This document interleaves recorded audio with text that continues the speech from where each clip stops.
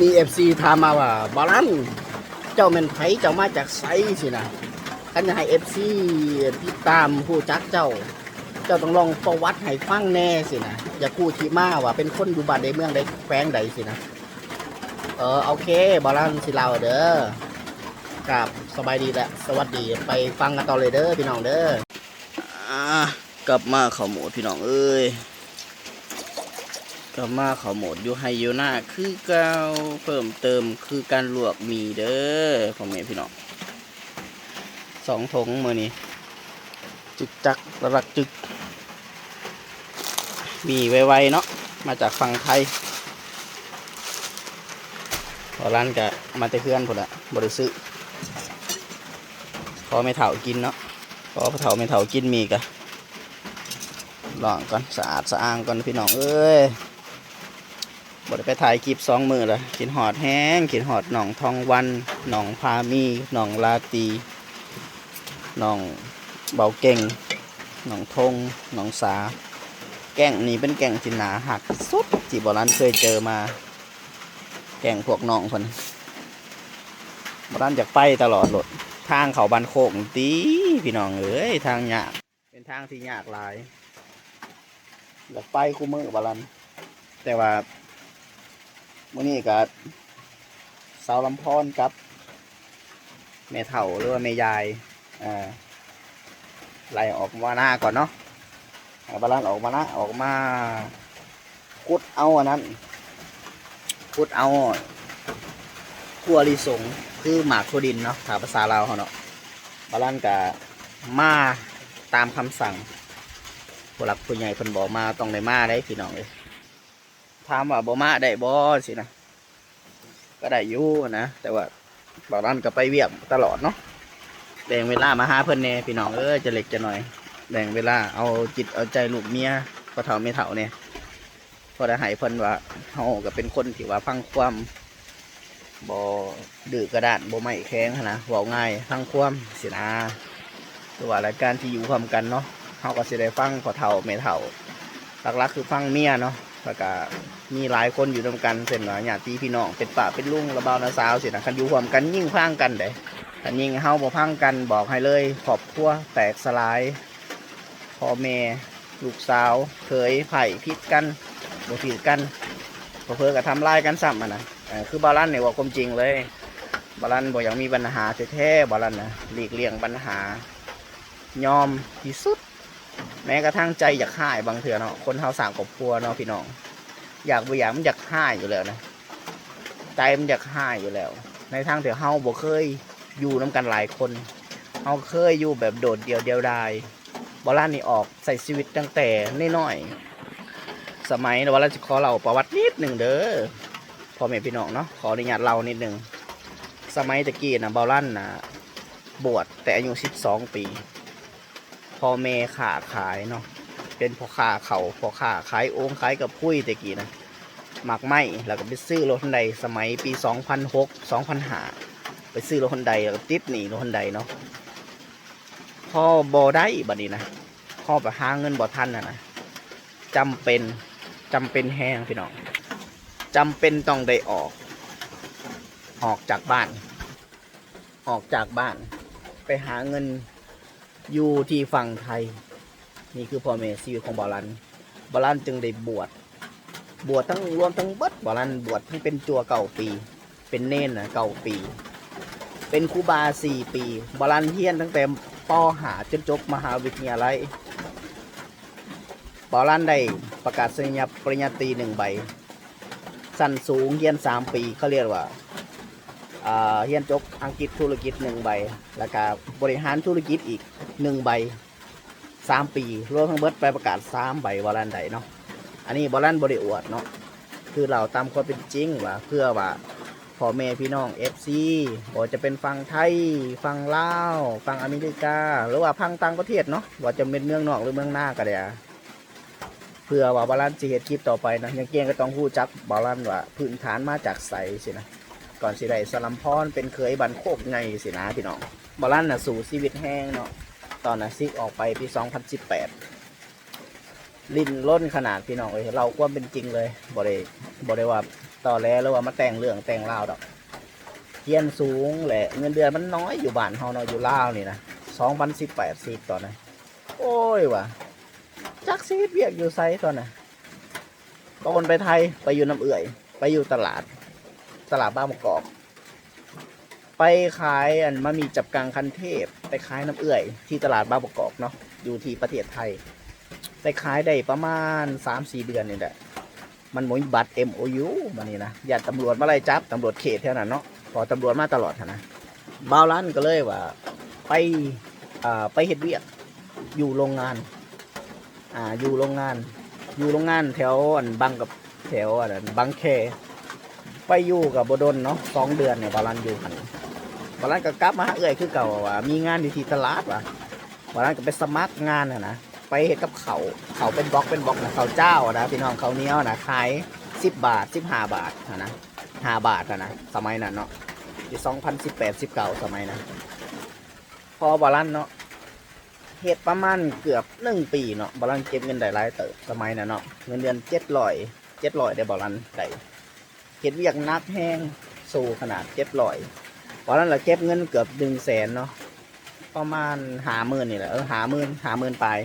แล้วก็ยืมเอื้อยอีก20,000แล้วก็ยืมน้องสาวอีกเกือบ100,000เงินเนาะบาลันไปสร้างแบรนด์สมัยนั้นบาลันเฮ็ดเป็นพวกข้าพร้อมเฮ็ดเวียกไปนำเลยหลังจากบาลันสร้างแบรนด์ที่บาลันเฮ็ดคือเฮ็ดอยู่ในประเทศไทยเฮ็ดกับเอื้อยหักที่เคยรู้จักหักแพงกันเป็นคนบึงกาฬบาลันก็เฮ็ดลงทุนประมาณ100,000 บาทแต่เฮ็ดไปพอเฮ็ดไปประมาณ5 เดือนกำไรบ่ได้บัดนี้นะอุกใจแฮงเนาะโคตรอุกใจแฮงพ่อแม่เนาะก็บ่ได้ส่งเงินให้บาลันเนาะเอื้อยน้องนี่แหละตอบย้ำหลายสิ่งหลายอย่างแบบว่าสอบถามว่าได้บ่เงินขายอันแบรนด์นะเฮ็ดน้ำยาปรับผ้านุ่มน้ำยาซักผ้าน้ำยาล้างจานน้ำยาถูพื้นบาลันเฮ็ดบ่แล้วก็โปรโมทในอันนั้นใน Facebook เนาะมีคนติดตามประมาณ 3,000 กว่า 4,000 เนาะบาลันคนติดตามเนาะกับเป็นคนที่ว่ามาร์เก็ตโซเชียลด้นเลยได้พี่น้องซิกปรับเฮ็ดโซเชียลเลยได้เฮ็ดผ่านซื้อ Facebook นะหลังจากเฮ็ดมาเนาะได้1 ปีโควิดเข้ามาบาลันกับมีปัญหากับเจอยู่ที่ตลาดเดอะมอลล์บางประกอบอะไรเรื่องความบ่เข้าใจกันเรื่องว่าเอาเด็กใหม่เข้ามาแล้วเฮ็ดเวียกบ่ได้บาลันเลยสลับเวียกนะเลยมีปัญหากันบ่เข้าใจกันบาลันก็เลยโต้นจากเจเนาะไปเฮ็ดเวียกแถวอันนั้นแถวประตูน้ำบาลันเดินทางไปช่างกับคนบ่เคยเดินทางได้ความรู้จากเอื้อยที่เป็นพี่สาวบาลันนี่นะบอกว่า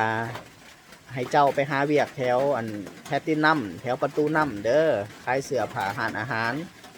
แต่ว่ามันเป็นข้อดีสำหรับบาลันเด้อสิได้เปรียบคนอื่นที่เป็นคนลาวคือบาลันหันสิได้เปรียบตัวนี้บาลันได้ภาษาอังกฤษบาลันเป็นคอมพิวเตอร์เนาะและบาลันอ่านภาษาไทยได้เบิดอ่านภาษาอังกฤษแปลได้เนาะอันนี้บาลันได้จริงเนาะแต่ว่าบ่ถือว่าสิเก่งอันแท้ว่าดอกแต่สามารถเว้าภาษาอังกฤษได้ต่อมาก็ไปสมัครอยู่ร้านอาหารแถวแพตตินัมนั่นแหละสมัครร้านเดียวแหละติดเลยเงินเดือนเริ่มต้น9,000อ๋อเห็ดนักเติบเลยหากับพ่อสมควรพี่น้องเห็ดประมาณอยู่4-5 เดือนบ่ไหวออกบ้านนี้นะมันนักแล้วก็เงินเดือนบ่พอใส่เพราะว่าเขตนั้นเป็นเขตที่ว่ากรุงเทพเนาะเป็นเขตที่ว่าเจริญหุ่งเรืองว่าประเทศไทยบ่นั้นนะค่าเช่าแพงค่ากินกับแพงพี่น้องเลยหลังจากบาลันออกไปแล้วเนาะบ้านนี้ผมมีเงินเฝ้าค่าห้องเคยครั้งหนึ่งเนาะยกห้องให้เจ้าของตึกเลยนะแต่ว่าบริษัทแล้วบาลันไปนอนอยู่ที่อันนั้นยังวะต้อนานเซนทรัลเวิลด์นะพี่น้องเพิ่นว่าบิ๊กซีนี่แหละพออยู่กรุงเทพเนี่ยคนเดินทางตลอดเนาะคนเดินคนย่างตลอดแต่บิ๊กซีน่ะปิดแล้ววันนั้นเป็นนอนหัน1 คืนเลยนอนหันทั้งแต่ว่าเอื้อยก็มีเงินอยู่น้องสาวก็มีเงินแต่บ่กล้าขอไปนอนอยู่หันแหละนอนก็เลยตื่นตอนเช้ามานะไปหางานหาตาม Facebook ตามกลุ่ม กลุ่มแรงงานต่างด้าวใช่ไหมก็เป็น10กลุ่มพุ่นน่ะบ่ลั่นนะจึงได้อยู่ร้านอาหารแถวเอกมัยเป็นร้านอาหารผัดไทยแม่ทองใบเป็นแบรนด์เนาะอ๋อตอนนั้นก็แล้วก็ลัดเอาเนาะบ่ลั่นสิลัดเอาเรื่อยๆเนาะออกจากร้านอาหารก็ไปต่อร้านอาหารอยู่ปิ่นเกล้าอีกร้านอาหารน่ะก็ไปเป็นพอคุ้ยได้บ่นี่สมัครเป็นแคชเชียร์เนาะคนเขากินมื้อหนึ่งเป็น3-400พิมพ์บ่ไหวเลือกอาหารบ่ได้เนาะมันหลายรายการอยู่แถวเซคันโวจำเป็นได้ออกอีกออกจากเส้นทันโวออกจากอันนั้นปิ่นเกล้าอีกเนาะบาลันกับไปเฮ็ดปลาตงโกนวดขนมนวดแป้งนวดยังหั่นน่ะเฮ็ดกับปี้บ่ได้หั่นเฮ็ดบ่ไหวอีกนะงานน่ะเพื่อสิหางานไหนก็ออกอีกสุดท้ายเนาะกลับมาหาพี่สาวเอ้ยของเบาลันนี่แหละคือเก่าพ่อแม่พี่น้องเลยกลับมาคือเก่ากลับมาเฮ็ดมามิจับกังคันเทศปัจจุบันที่เอื้อยเฮ็ดปัจจุบันอยู่ประเทศไทยแต่ว่าเอื้อยเฮากับพี่อายเฮานี่มีบัตรเนาะ MOU เนาะบ่ลั่นก็ไปเฮ็ดเกือบปี2 ปีเนาะเก็บเงินได้อยู่หั่นแหละจึงว่ามาพบกับสาวพรสาวลำพรนี่แหละสมัยหน้าเป็นช่วงที่ว่าบ่ลั่นศึกษาเกี่ยวกับการลงทุนเกี่ยวกับบิตคอยน์สวิตคอยน์เป็นเงินดิจิตอลนะพี่น้องเป็นเงินดิจิตอลสุดท้ายเนาะบ่ลั่นก็เฮ็ดเวียกอยู่หั่นเกือบ2 ปีแล้วก็ล่มกับสาวพรเป็นปีเขาปีที่3บ่ลั่นจึงกลับมาที่ประเทศลาวกลับมาประเทศลาวเฮ็ดหยังบ่ลั่นว่าสิมีเฮ็ดอยู่ลาวแต่ว่าอยู่ลาวเงินเดือนมันหน่อยเงินเดือน 3-4 ล้านบ่ลั่นหับเอาไว้เพราะบ่ลั่นต้องมีค่าใช้จ่ายเนาะบ่ลั่นเนี่ยเลี้ยงพ่อเลี้ยงแม่แต่ก็เลี้ยงตนเองอีกนะบ่ลั่นต้องส่งเงินให้พ่อแม่ใช้เพราะว่าตอนนี้พ่อแม่อายุ60 ปีแล้วเนาะแต่ว่าพ่อแม่ก็มีเอื้อยมีน้องสาวอยู่แต่ว่าบ่ลั่นนี่นะอดบ่ได้พี่น้องบ่ได้ผากนี่อยู่บ่ได้มักเคยผากแล้วอยู่บ่ได้ต้องได้ผาก500ก็ได้1,000ก็ได้สินะต่อมาบ่ลั่นก็ได้สมัครเข้าโครงการ NGO ในประเทศลาวนี่เนาะกลับสมัครไปที่มาเลเซียสุดท้ายติดเวียกที่มาเลเซียไปเป็นแปลภาษาอังกฤษเป็นล่ามแปลกัปตันอยู่ที่ร้านอาหารใหญ่เนาะอยู่ที่มาเลเซียนี่แหละที่ว่าคนลาวเอาไปอยู่ประมาณเดือนเกือบ 2-3 เดือนบ่นั้นก็อยู่บ่ได้อีกนะอยู่บ่ได้ในบ่แม่นอดทนบ่ได้เนาะมันสิมีบ่ดีบ่ดีนี่เนาะบ่จะเฮ็ดเวียกอยู่ไทยหรือว่าอยู่ต่างประเทศหยังก็อย่าบ่อยู่ลาวหรือว่าอยู่ไสพี่น้องเอ้ยบ่ลั่นก็เลยว่าโทรหาสะพรเนาะเงินบ่มีตอนนะคือว่าสิจ่ายให้นายหน้านะบ่ถึงกำหนด3 เดือนก็อย่าสิมาน่ะอดบ่ได้นะจอยแห้งตอนนั้นนะจากน้ำหนัก58ลงมาน้ำหนักยังเหลือแค่49หรือ50นี่แหละลงแห้งหรือส่งจนเลิ่งพี่น้องอันนี้คือความจริงเลยยันว่าพี่น้องอย่าพูดประวัติความเป็นมาบ่ต่อมาบ่ลั่นนะได้ติดต่อเวียกไว้เนาะ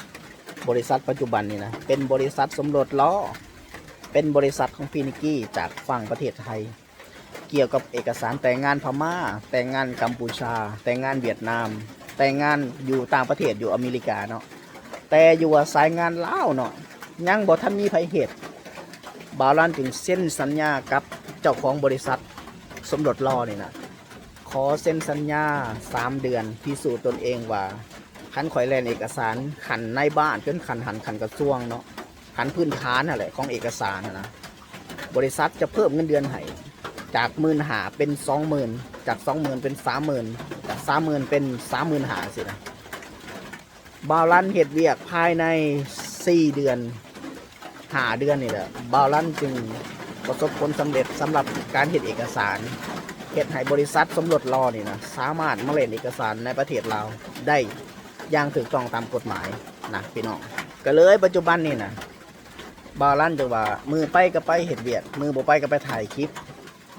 เพราะว่าบ่าวลั่นเป็นหัวหน้าทีมเป็นพาร์ทเนอร์ของบริษัทสมรสล้อนี่นะครับเอกสารแลนทั่วประเทศลาวและมีทีมงานประมาณอยู่4-5 คนที่ว่าเป็นทีมงานแบบเป็นลูกน้องของบ่าวลั่นนี่แหละที่ว่าบ่าวลั่นพยายามเซฟข้อมูลสั่งข้อมูลเนี่ยสินะถือบ่าวลั่นมาหน้ามื้อนี้เนาะแต่บ่าวลั่นก็เฮ็ดเวียกเฮ็ดผ่าน LINE ผ่าน Facebook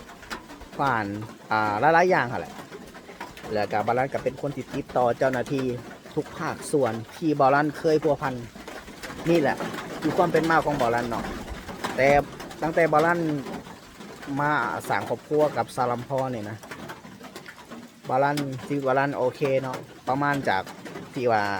30%มันขึ้นประมาณ50 60 70ขึ้นว่าประมาณอยู่7-80%เนาะชีวิตกันเป็นอยู่ถือว่าดีพอสมควรเนาะพี่น้องบ่ได้ว่าเว้าอวดเว้าองค์อหย่างเนาะเว้าเพื่อป้าลุงพ่อแม่พี่น้องที่ติดตามบอลันนี่ว่าบอลันเนี่ยเป็นไผมาจากไสสินะการงานเป็นยังไงตะกี้นะปัจจุบันเฮ็ดอีหยังสินะบอลันก็เลยเล่าให้ฟังเด้อเพราะว่าบอลันเล่าให้ฟังเนาะก็เลยปัจจุบันเนี่ยถามว่ารวยบ่มีเงินมีคำหลายบ่สินะบอลันยังบ่ทันพอเงินยังบ่ทันว่ามีเงินมีคำแต่ว่าพอได้แต่ซื้อบักพริกปิ้งนัวเกลือเลี้ยงลูกกับเลี้ยงเมียแล้วก็ซอยเรือพ่อแม่พี่น้องอยู่บ้านเนี่ยเนาะพื้นฐานบาลันเป็นคนสารวันเมืองคงเซโดนเนาะบ้านแถวปิงไก่นาปงเด้อบ้านบาลันเนาะเป็นคนพื้นฐานสารวันแท้ๆเนาะเป็นคนชนเผ่าลาวคนลาวเนาะบ่เป็นคนชนเผ่าคนชนเผ่าถือว่าเป็นคนที่ว่าอย่างว่าเขาเอิ้นคนชนเผ่าแบบพี่น้องขโมยสินะบ่แม่นเนาะเป็นคนลาวแท้ๆเนาะบอกภาษาลาวอยู่บ้านเนาะเลยกูมือนี่แหละบอลันจังหวะโอเคสินะพอไปพอมามีเวลาก็อยากถ่ายคลิปคือบอลันเคยจนมาบอลันเคยบ่มีมาแต่บ่ถือว่าจนแท้จนว่าเคยครอบครัวเคยล่มละลายมาเคยหาเงินบ่ได้มาจึงว่ามีเป้าหมายอยากเฮ็ดคลิปนะพี่น้องอยากเฮ็ดคลิปช่วยเหลือคนที่เขายังบ่ทันมีโอกาสเช่นบางคนเขาเก่งกว่าบอลันเก่งสูงกว่าบอลันหรือเก่งเฉพาะด้านเนี่ยนะบางคนบ่มีโอกาสบาลันไปถ่ายคลิปไปเฮ็ดคลิปเป็นการช่วยเหลือเขาบางเทื่อเขาอาจจะเฮ็ดเวียกนำบาลันก็มีนะบางเทื่อเขาก็สิได้โอกาสจากเฮาไปช่วยเหลือเขานี่แหละไปเฮ็ดเวียกงานต่างๆนี่แหละสามารถแนะนำเขาได้นี่แหละคือสิ่งที่บาลันมักในการเฮ็ดสื่อเด้เฮาหาเฮ็ดสื่อในสิ่งที่คนเขาขาดโอกาสและเฮาหยิบโอกาสให้เขาและเขาก็ไปสร้างโอกาสขึ้นคือบาลันนี่แหละไปขอโอกาสจากเจ้าของบริษัทสมรสรอและเจ้าของบริษัทสำรวจล้อเนี่ยก็ให้โอกาสบาลันคือบาลันก็มีโอกาสเลยของมือจังซี่แหละพี่น้องเลยความเป็นมาในการถ่ายคลิปนะนี่ว่าตัว19ผ่านมาเป็นบาลันได้มันโมเมนต์ของง่ายๆพี่น้อง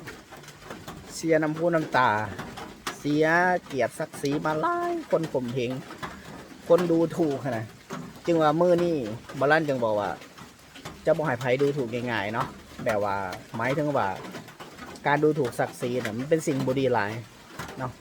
ก็เลยว่าตั้งใจหาเงินให้เก่งแล้วก็ตั้งใจศึกษากฎหมายช่วยเหลือพี่น้องคนลาวแล้วก็ช่วยเหลือพี่น้องคนไทยผัวไทยเมียลาวหรือพี่น้องคนต่างประเทศที่เพิ่นมาเที่ยวประเทศลาวที่เพิ่นอยากพักเซาอยู่ประเทศลาวบ่เราจะศึกษากฎหมายตัวนี้ขึ้นมานี่คือความเป็นมาเด้อพี่น้องคลิปนี้บาลานกับซิโบเอาหลายบ่าวลั่นกับสิขอจบคลิปแล้วก็ขอผักพี่ผักน้องนะบ่าวนะสาวป่าลุงพ่อแม่ทั้งหลายเนาะเบิ่งคลิปชมคลิปบ่าวลั่นเนี่ยเด้อจะได้กันสิ่งใดที่เว้าแห้งเว้าลาเว้าเกินบ่าวลั่นขอโทษขออภัยนำหลายๆเนาะออกมาจากใจล้วนๆเด้อคำกราบลาพ่อแม่พี่น้องอีกครั้งหนึ่งว่าสบายดีสาธุ